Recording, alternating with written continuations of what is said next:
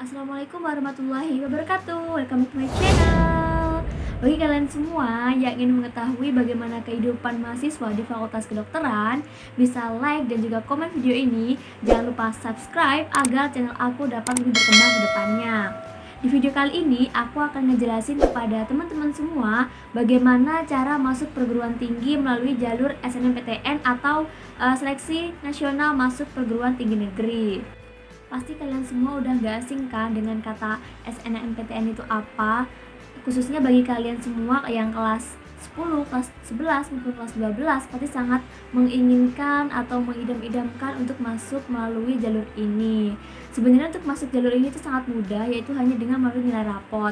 Tetapi untuk lolos seleksinya itu sangat susah-susah gampang. Enggak maksud aku sangat susah. Nah, di video kali ini aku akan memberikan sedikit tips serta saran kepada kalian semua yang ingin masuk melalui jalur SNMPTN, khususnya ingin masuk di Fakultas Kedokteran. Berdasarkan pengalaman aku pribadi tahun lalu, aku ingin mengingatkan kepada kalian semua bahwa aku membuat video ini tidak ada unsur pamer sedikit pun, tetapi aku hanya ingin memotivasi kepada kalian semua yang ingin masuk melalui jalur SNMPTN, khususnya di Fakultas Kedokteran. Oke, modal awal yang kita butuhkan untuk mengikuti seleksi ini ialah niat dan ketekunan. Mengapa demikian? Karena seleksi ini melibatkan semua nilai rapot kita mulai dari semester 1 sampai juga semester 5, bukan hanya beberapa semester saja. Nah, setelah kita memiliki niat dan juga ketekunan, maka otomatis kita akan selalu semangat dan akan selalu mengingat bahwa kita kelak akan mengikuti jalur seleksi SNMPTN dan bersaing dengan seluruh siswa di Indonesia. Yang kedua, kita harus selalu memiliki nilai yang naik, setidaknya kalau tidak naik, nilainya harus stabil, jangan sampai turun. Tetapi berdasarkan pengalaman aku tahun lalu, ada beberapa nilai aku yang turun. Nominalnya tidak terlalu jauh, jaraknya sekitar 1-3 digit saja. Nah, tapi usahakan untuk adik-adik semua jangan sampai ada nilai yang turun atau usahakan nilainya stabil. Karena menurut beberapa orang, nilai yang turun itu juga dapat mempengaruhi penilaian seleksi SNMPTN. Yang ketiga, jika kita ingin masuk ke Fakultas Kedokteran, usahakan beberapa mapel-mapel berikut ini harus selalu bagus. Contohnya saja seperti bahasa Indonesia, bahasa Inggris, matematika, fisika, biokimia, dan juga biologi. Itu untuk fakultas kedokterannya. Tetapi bukan berarti mata pelajaran yang lain itu tidak penting. Ini aku sebutkan karena aku ingin masuk ke fakultas kedokteran. Tapi jika semisalkan adik-adik ingin masuk ke fakultas olahraga, nah mungkin nanti nilai dari mapel olahraganya itu sangat dipertimbangkan oleh pihak juri. Nah, untuk masalah nilai yang turun, menurut aku pribadi itu tergantung dari penilaian jurinya. Waktu tahun lalu ada beberapa nilai aku yang turun, tetapi jarak turunnya itu tidak terlalu jauh, sekitar 1-3 digit perbedaannya.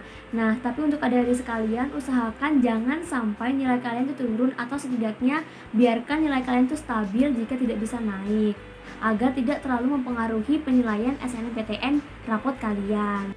Yang kelima, apakah kita harus memilih universitas yang ada alumninya? Nah, menurut beberapa pendapat itu sangat penting. Jadi usahakan untuk adik-adik sekalian memilih universitas yang banyak alumni kakak kelas kalian yang masuk ke sana. Tetapi berdasarkan pengalamanku pribadi, aku adalah satu-satu siswa dari SMA aku, SMA 1 Srono, yang masuk ke dalam universitas yang aku pilih, yaitu Universitas Lambung Mangkurat. Tidak ada alumni dari kakak kelasku yang masuk ke sana. Tetapi mungkin ini sebuah rezeki yang aku terima pada tahun lalu. Kemudian yang keenam, kita harus selalu mencari tahu siapa saja sih saingan kita yang daftar ke univ yang kita inginkan. Jadi kita bisa mempertimbangkan tuh, misalkan teman kita memiliki nilai yang lebih tinggi dari kita dan juga memilih universitas yang sama, kemungkinan kita akan kalah dari dia. Tetapi jika kita memiliki nilai yang lebih tinggi dari dia, kemungkinan kita yang akan keterima di universitas tersebut. Karena beberapa universitas itu hanya memilih beberapa perwakilan dari satu wilayah saja. Nah, dan yang terakhir, setelah kita berikhtiar, setelah kita usaha sekuat dan semampu kita hanya perlu berdoa kepada Allah Subhanahu wa taala agar semua yang kita usahakan dapat terkabulkan.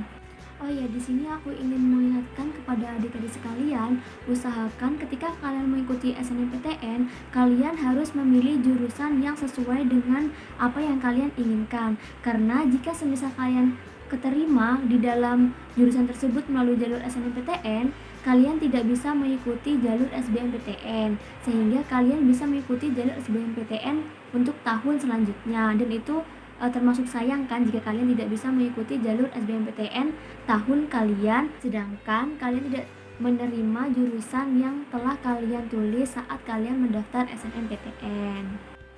Oke, sekian video kali ini dari aku. Apabila kalian ingin menyarankan untuk kontenku selanjutnya, kalian bisa komen di bawah.